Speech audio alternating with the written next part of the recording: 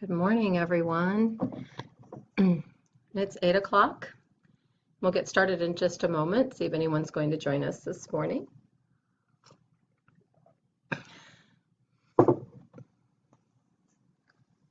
Still fighting a bit of a cold, so just working on showing up as best I can and being present with what is, and that is always a good practice for all of us. I'm very grateful this morning to see the sun shining out the window and know that at least it's going to show its face for a little bit today. I hope that you're all enjoying the beautiful buds of spring and that you're seeing things around your house to remind you that it's spring. All of my heather that's in my backyard is blooming and it's really beautiful.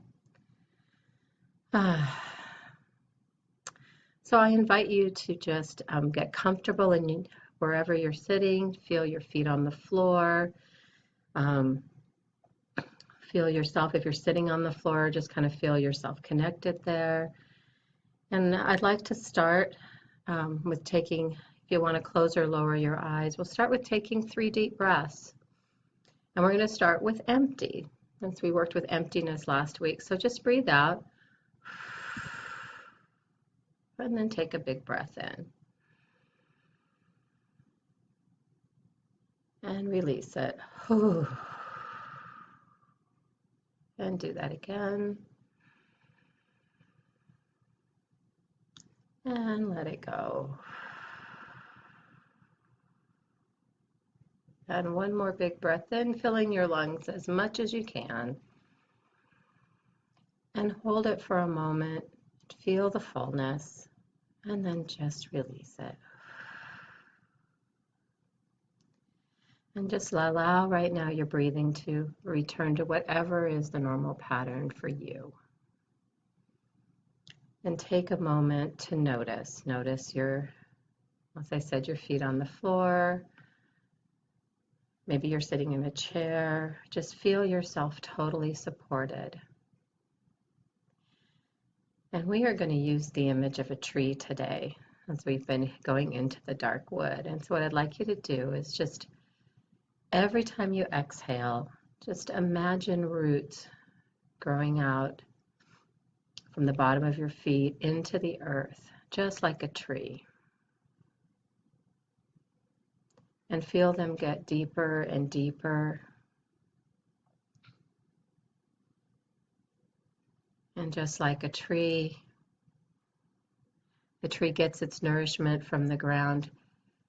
There are many gifts for us and nourishment we get from being completely present in each and every moment.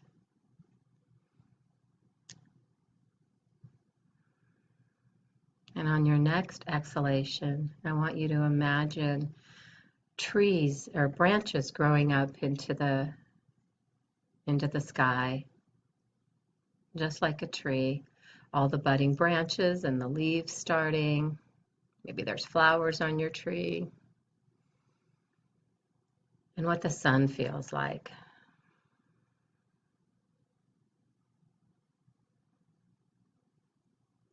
And the branches remind us of our connection to God. The roots remind us of our humanity. And as children of God, we are fully human and fully divine. Just sit with that for a moment. We are at the halfway point, just over the halfway point. Today is day 21.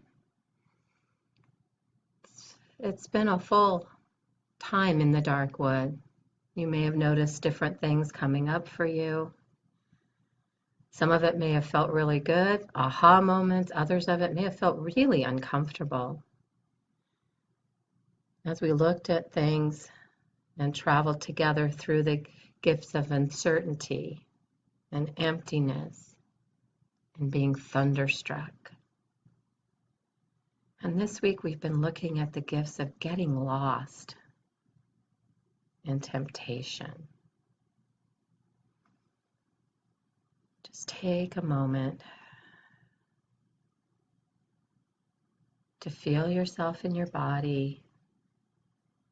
And see how far you've come over the last 21 days. How has this journey felt for you?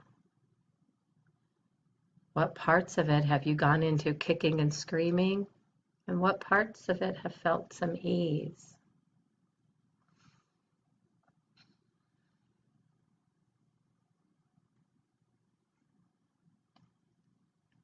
One of the things as I've been reading through the book and got to the gift of temptation that struck me was the fact that this was not, as David shared, the temptations we're used to seeing or hearing about, the temptation of, food or kind of doing, kind of that good evil thing, that duality that we're used to seeing when we think of temptation.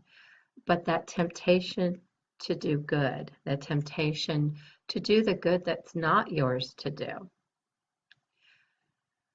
So we're going to take a little journey today into that part of our lives. And I'd like you just to take a moment and sit with that idea that temptation to do good. So we can still do good, but have it not be on our path. Is there anywhere in your life that you are choosing good? It looks good to the world. It seems the good and right thing when we use our brain, use our thought process and our logic, and we reason it out. It seems like the right thing, but we don't have that feeling or sense of wholeheartedness. Just take a moment and see if there is anywhere in your life where that might be true for you.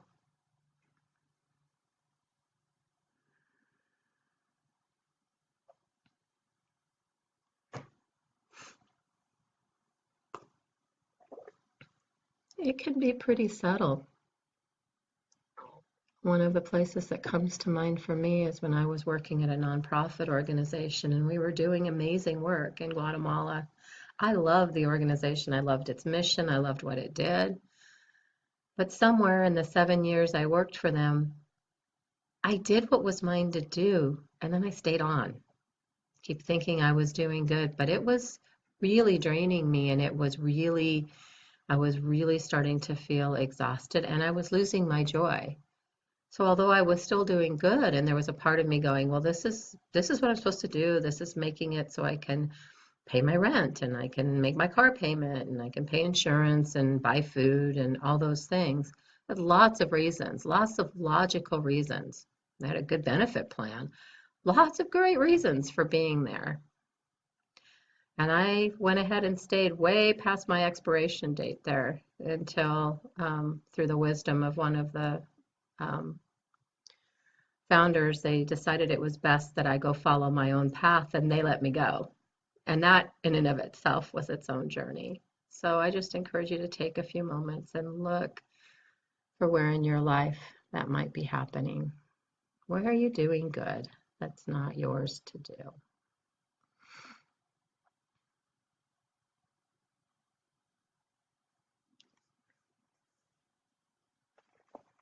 I'm going to read a quote from the book. There is a world of difference between doing good and doing the specific good that you are called to do. The Spirit beckons us not to be good, but to be human, humble, of the humus, which ultimately means finding your elemental waters, which are connected to God and living. I'm sorry. We are meant to be humans, not hummus. And laughter is a gift from God. All right, so much for my idea of what a meditation is supposed to be like. Thank you. All right, I'm going to keep reading. Let's try this again. Which ultimately means finding your elemental waters, which are connected to God, and living into your fullest energies. You can and will do a lot of good by walking the path that brings you most fully alive in this world. But in order to stay on this path, you must learn to say no to doing a great many good things. So is there something in your life in this moment that you need to be saying no to? Even if it looks good, even if all the reasons are there, is there something that you're doing that's not on your path? Something that you're doing that you can't do wholeheartedly? My invitation to you this week, the rest of this week, is before you say yes to anything, ask yourself this question: is it mine to do? No matter how good it looks, really sit down, quiet yourself, be fully present with yourself so that you can hear God's still small voice, and ask yourself, is it mine to do? If the answer is yes, go for it. Go for it wholeheartedly, because you're going to feel that joy and that energy and feel completely energized about it. And if it's not yours to do, you'll know that as well. And it's okay to say no. It's a powerful word to learn. So I'm going to leave you with one last quote here. Have you given yourself over to the Spirit in such a way that you're willing to allow it to lead you on your path and bring you to fullness of life? Are you willing to move beyond the protestations of your logical, strategic mind and your desire to figure out everything for yourself, to follow the sweet spot moments that reveal where your soul yearns to travel in this world in conversation with God?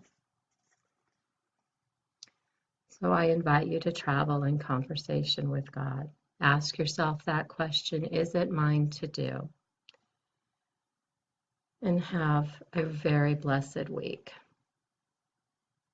If you get a chance, head outside and enjoy some of the sunshine. Blessings, and thank you for being here this morning.